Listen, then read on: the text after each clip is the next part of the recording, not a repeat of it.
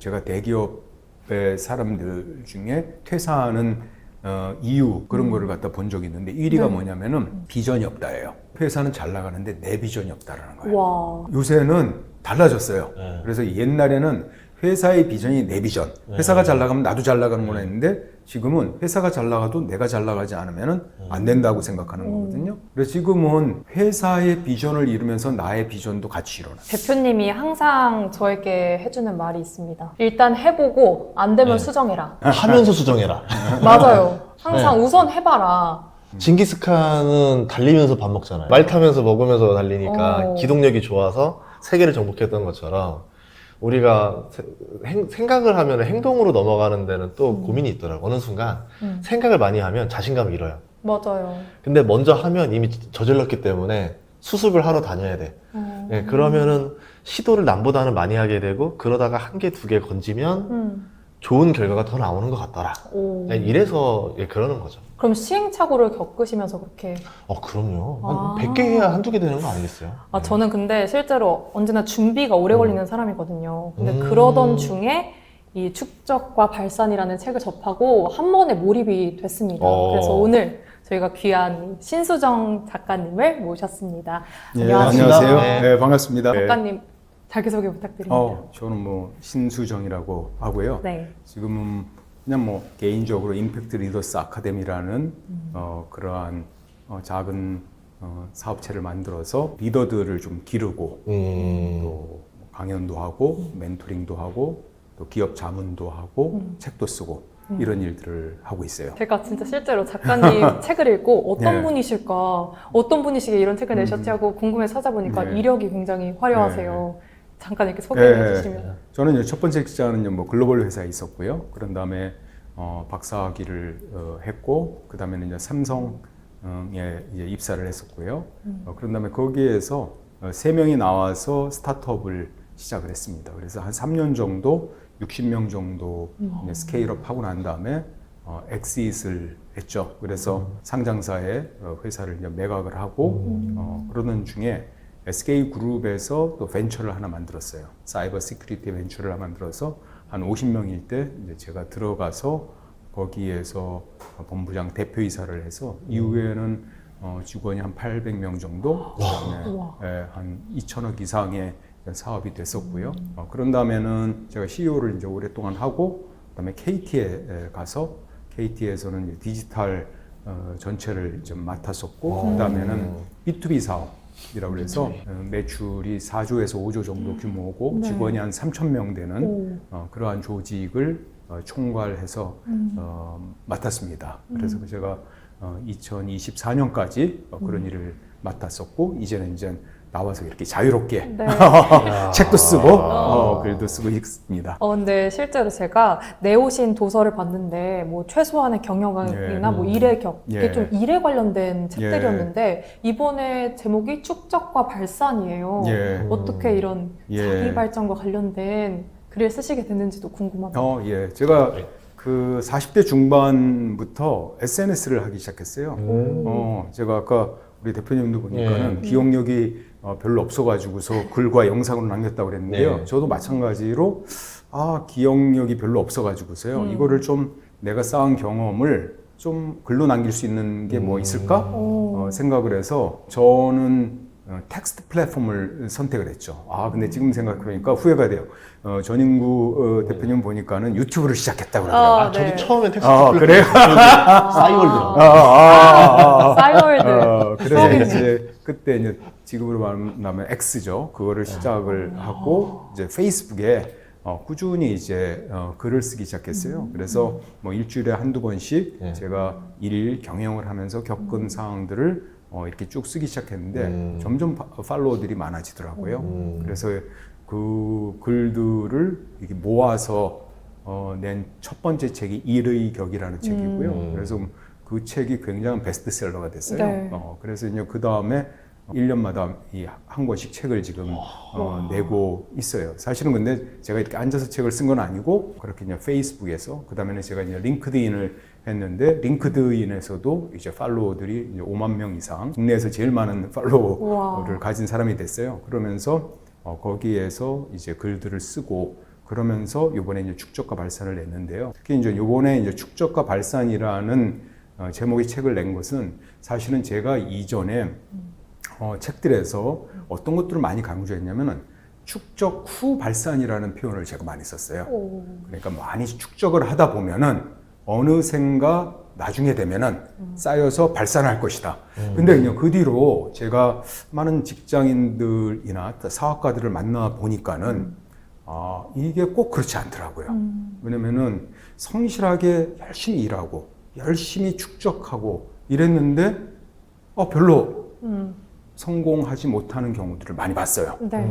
그리고 직장인들도 나는 성실하게 열심히 일하고 축적하고 배우고 이러면은 누군가가 자연히 나를 알아주겠지 그러는데 알아주지 않는 거예요. 그래서 승진해서 또 떨어지게 되고 뭐 이런 현상을 보면서 무조건 이렇게 오랫동안 축적만 하다 보면은 나중에 자연스럽게 발산이 되는 게 아니라 축적과 발산은 동시적으로 같이 이루어져야 되겠다. 아까 말씀하신 것처럼 내가 말을 타고 가면서 먹는 것을 동시에 이루어져야겠다. 그래서 축적 후 발산이 아니라 축적과 나 자신을 표현하고 드러내는 것들을 같이 진행이 되어야지 진정한 축적과 발산이 이루어지겠다라는 그러한 관점에서 근본에 이 책을 내게 됐습니다. 근데 저는 대표님이 오프닝에서 이제 네. 시행착오가 있으셨다고 하셨잖아요. 네. 뭐 어떤 시행착오가 있으셨을까요? 저 유튜브를 여행 유튜버한테 배웠어요.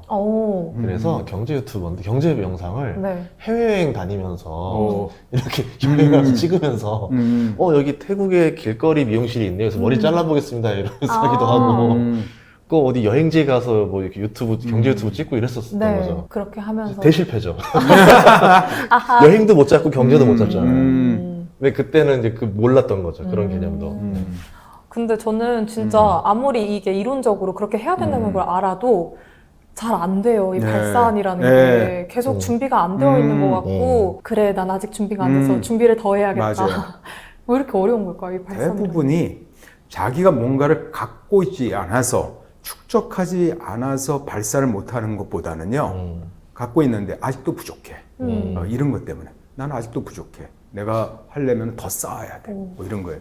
제 조카가 이번에 이제 로스쿨을 들어갔어요. 그래서 로스쿨을 졸업을 해서 이제 펌에 들어가서 한 2년 정도 있는데 저한테 앞으로 제 커리어를 어떻게 했으면 좋겠습니까? 이러더라고요. 그래서 제가 뭐라고 그랬냐면은 너가 전문 분야를 하나를 파고 그다음 두 번째는 네가 가진 지식들을 나눠라. 그랬더니 저한테 대뜸 이런 얘기를 하는 거예요. 아니 제가 저보다 잘하는 변호사들이 얼마나 많은데 제가 지금 어린 제가 뭐를 나눕니까? 이렇게 얘기를 하더라고요. 그래서 제가 뭐라고 얘기했냐면은 고등학생 과외를 누가 제일 많이 하냐?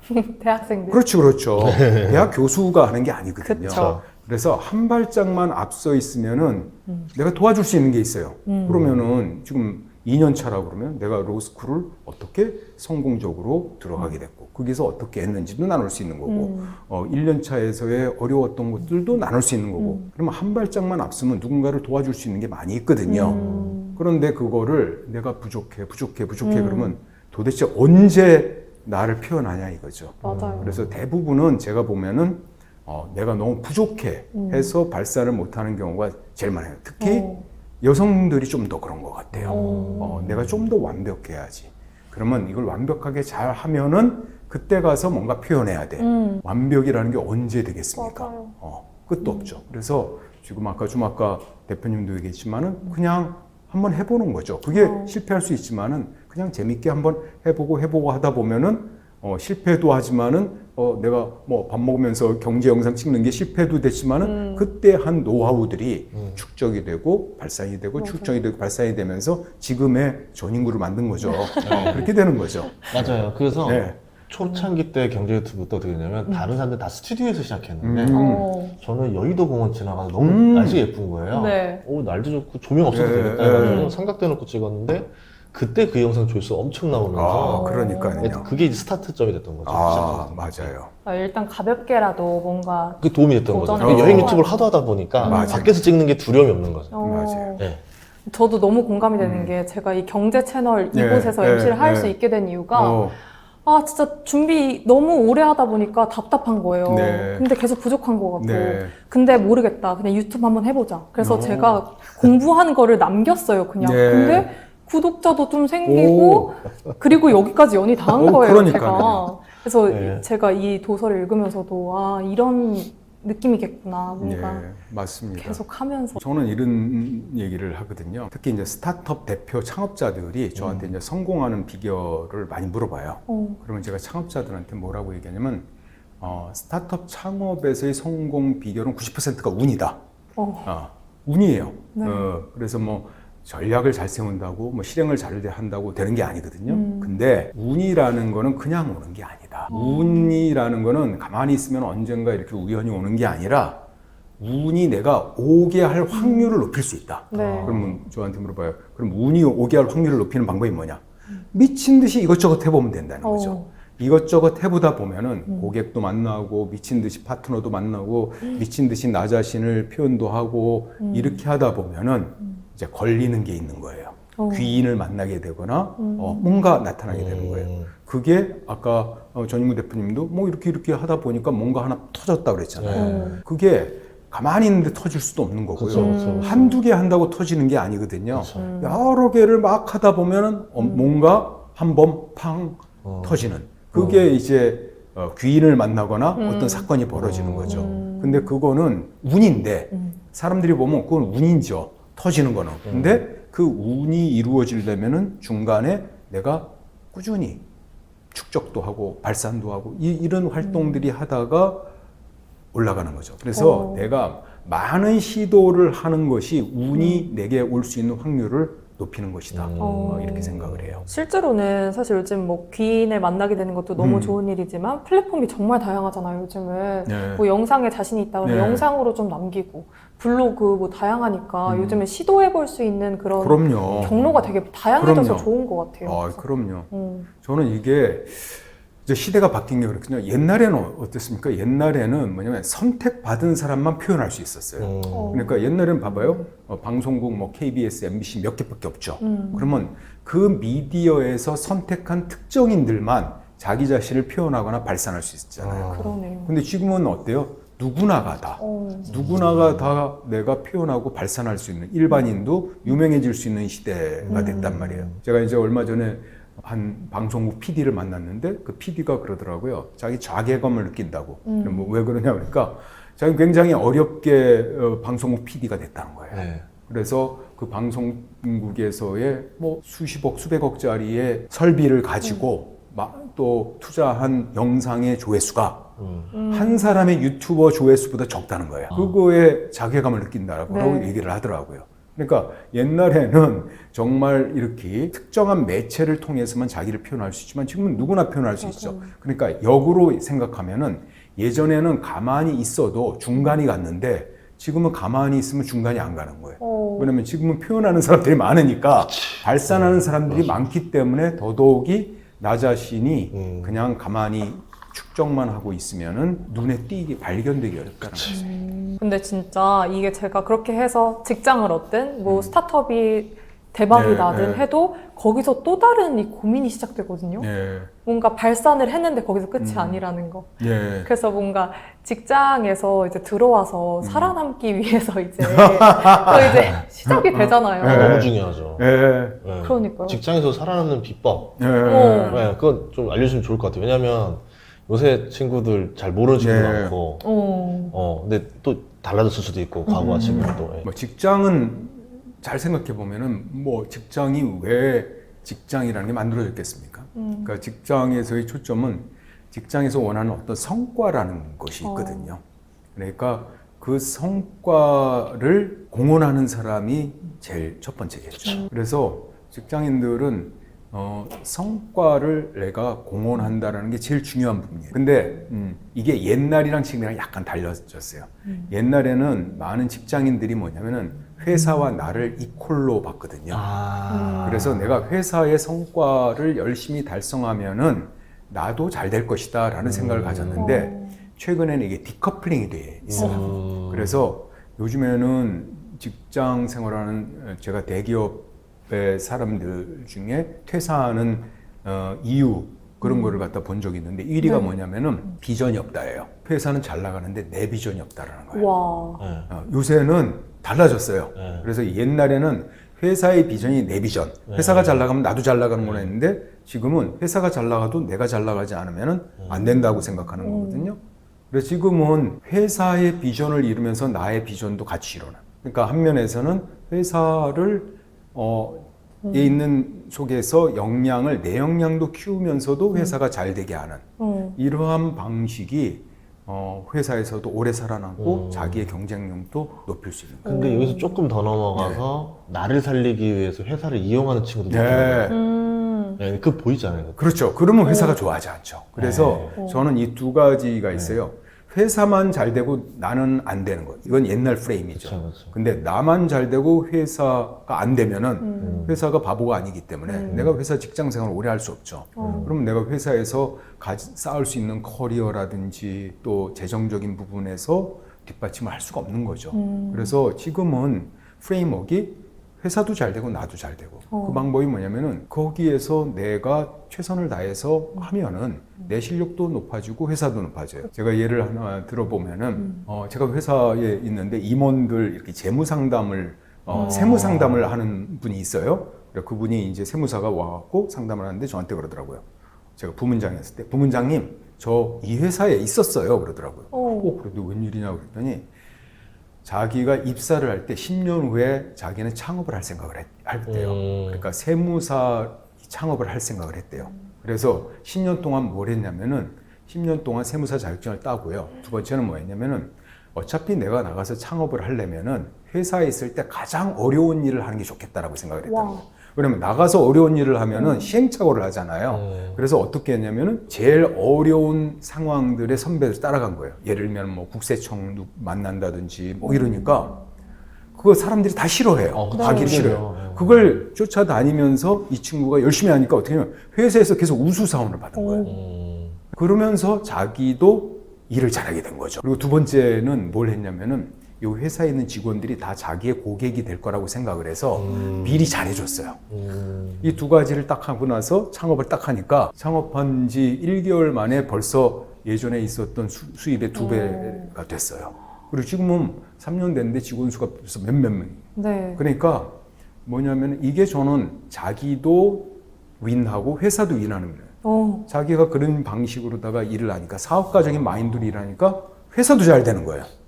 회사에서도 박수 받고 나도 박수 받고 저는 이런 모습들이 직장에서 이제 이루어지는 것이 가장 이상적이다 생각을 해요. 그래서 관점을 저는 직장을 다닐 때 내가 사업가라는 마인드로 또 내가 나중에 창업을 할 거라는 마인드로 직장 생활을 하면은 직장이 완전히 다르게 보일 거라는 거예요. 다르게 보였어요. 그리고 그런 사람들이 직장에서 일도 잘해요. 일도 굉장히 퍼포먼스도 잘 내고 왜냐면 직장이 좋은 내가 장이잖아요. 그거를 연습할 수 있는. 그러니까 누구보다도 알아서 먼저 하게 되고 내가 챙기게 되고 그러니까 직장도 좋은 거예요. 직장도 좋고 개인도 좋고 저는 이런 생태계가 훨씬 나은 것 같아요. 근데 저는 이제는 직장도 좀 바뀌어야 될 것 같아요. 왜냐면 직장도 뭐냐면은 프로축구단처럼 되는 것 같아요. 맞아요. 예를 들면 손흥민이 다른 곳으로 간다고 그래가지고 막 저주를 퍼붓거나 넌 우리를 배신했다 이렇게 하지는 않잖아요. 그러니까는 그 사람이 있을 때 거기에서 플레이를 정말 멋지게 하고 그 사람이 또 다른 길로 가면 박수 쳐주고 이러한 방식으로 앞으로 직장들도 모습이 특히 한국 직장은 좀 바뀌어 나가야 된다. 이런 생각이 좀 해요. 근데 그러려면 회사도 그 필요한 게 이 선수랑 3년 계약, 5년 계약 같이 이런 맞아요, 서로 좀 이게 맞아요. 좀 계산할 수 있는 그 그렇죠. 기간이 필요하더라고요. 맞아요. 했는데 3개월 만에 나가면 그러니까 고백이 나잖아요. 그러면 이건 요즘은 특히 또 젊은 친구들은 이직이 별게 아니거든요. 네. 되게 작게 이동을 하고 오히려 그걸 또 능력 있게 봐주기도 해요. 친구들 사이에서. 네. 그런 변화가 좀 있는 것 같습니다. 예. 그럼 이제 또 AI도 네. 좀 넘어가 볼까 하는데 AI가 사실 되게 많은 걸 바꿔놓고 있잖아요. 네네. 그래서 뭐 AI 때문에 이제 사람들이 직업을 잃는다 네네. 뭐 이런 얘기도 있는데 작가님이 보시기에는 이런 변화 속에서 어떤 좀 자질이 더 중요해질지 궁금해요. 네, 어떤 새로운 기술이 나오면은 항상 뭐 그렇게 얘기가 된 거죠. 그 이전에 직업이 실제로 없어지는 경우가 있고, 자동차가 나왔을 때 마차 운전하는 사람들이 이제 상당히 없어져. 네. 그리고 뭐 인터넷이 나오면서 그 이전에 했던 사업도 많이 없어졌죠, 당연히. 근데 뭐 항상 나오면은 또 새로운 것들이 창조가 되잖아요. 그래서 AI 시대라 그래서 우리가 겁을 먹을 필요는 없다라고 저는 생각을 해요. 그러면 AI 시대에 좀 뭐가 필요할까 생각해 보면, 제가 이제 책을 한 권 읽었었는데 그 책에서 뭐냐면 바둑계에 AI가 먼저 들어왔어요. 그래서 그 바둑계에 들어와서 AI가 어떻게 그 바둑계를 변화했고 어떤 식으로 바둑 기사들이 변화해야 되는가를 쓴 책이 있었는데, 재밌는 시사점이 있었어요. 왜냐면 옛날에는 바둑계에서 인류가 되는 방법은 좋은 기원을 들어가고 좋은 사부를 만나는 거였어요. 네. 그래서 그거를 못 들어간 사람은 인류 프로 기사가 못 돼요. 그래서 보통 있잖아요. 그 저 지방에서 있거나 또는 여성 기사들은 소외를 많이 받았어요. 근데 AI가 들어오면서 어떤 현상이 발生하냐면은 사부가 필요 없는 거예요. 지금은 사부도, 바둑의 사부도요, AI를 보면서 우와. 같이 보면서 가르친대요. 그래서 혼자서 사실은 AI를 통해서 할 수가 있게 됐어요. 네. 그래서 변화된 게 뭐냐면은 의외로 여성 기사라든지 또 변두리에 있었던 사람들의 실력이 높아진 거예요. 오. 그래서 AI가 가져다 줄 수 있는 큰 장점은 뭐냐면은 오히려 기회의 폭이 넓어진 거예요. 옛날에는 소수 천재 이런 사람들만 누릴 수 있던 혜택들이 지금은 많은 사람에게 한 거예요. 그래서 기회의 측면에서 많아졌어요. 그래서 그 작가가 얘기하기로다가는 AI 시대에 거꾸로 어떤 사람이 굉장히 성장하냐면은 AI를 사부로 두고 엉덩이가 무거운 사람, 끊임없이 AI와 얘기를 하면서 자신을 피드백하면서 발전시키는 사람. 그래서 아이러니컬하게도 AI 시대에 더 필요한 거는 성실성이라는 거예요.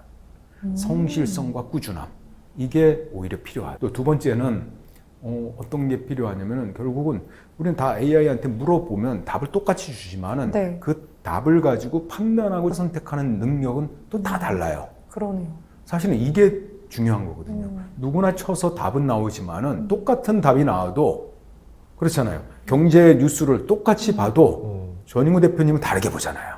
똑같은 그러네. 텍스트가 있다고 그래서 그게 똑같은 게 아니에요. 근데 그걸 잘 판단을 못하는 사람은 못한단 말이에요. 그래서 여전히 AI가 무슨 우리에게 도움을 줘도 판단할 수 있는 능력은 달라질 수밖에 없다라는 거예요. 그리고 내가 근본적으로 더 질문할 수 있는 능력. 내가 똑같은 이 좋은 도구가 있는데 내가 어떻게 질문하느냐에 따라서 또 달라질 수 있는 거예요. 그래서 역설적으로 내가 어떻게 질문하느냐, 어떻게 판단하느냐, 또 AI를 가지고 어떻게 설계를 하느냐, 그 다음에 꾸준히 내가 AI와 학습할 수 있는 그런 능력, 이런 능력들은 계속적으로 갈 수밖에 없고, 이 능력이 우리의 인간이 가져야 될 능력이고, 이것이 강한 사람일수록 레버리지를 크게 낼 수 있고, 이게 약한 사람일수록 레버리지가 약하죠. 그래서 바둑계에도 어떻게 되냐면, 옛날에 편차는, 기사들의 편차는 이런 정도였대요. AI 오면서 이 편차가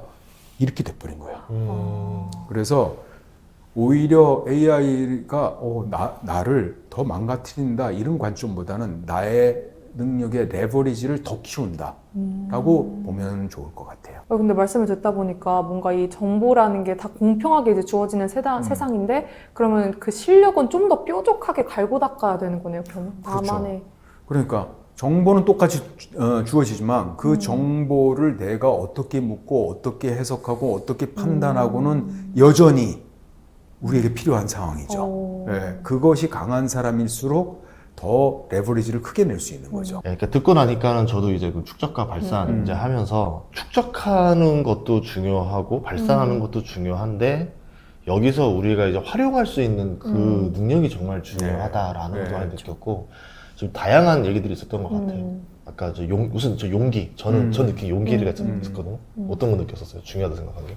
저는 오늘 많은 팁을 얻었습니다. 이 시선이 좀 달라진 것 같아요. 이 시선? 직장에 대한. 바라보는 네. 시각적인 차이. 이렇게 네. 이렇게 건강하게 이 웃긴 게 뭐냐면 지금 같은 얘기를 들었는데 서로 생각이 왜냐하면 그러네. 내가 지금 처해진 상황에서 맞아요. 그러네요. 네, 진짜 네, 이것만 네, 해도 네, 진짜. 맞아요. 지금 우리가 한 얘기는 아주 극히 일부인데도 책에서 이렇게 된다니까요. 맞아요. 지금 책 내용이에요. 지금 거의 시작도 안 했습니다. 맞아요. 그래서 맞아요. 여러분들이 좀 더 많은 깊이 있는 내용을 원한다면은 축적과 발상 구입해서 읽어봐 주시면 고마울 것 같습니다. 네, 감사합니다. 감사합니다. 예. 예.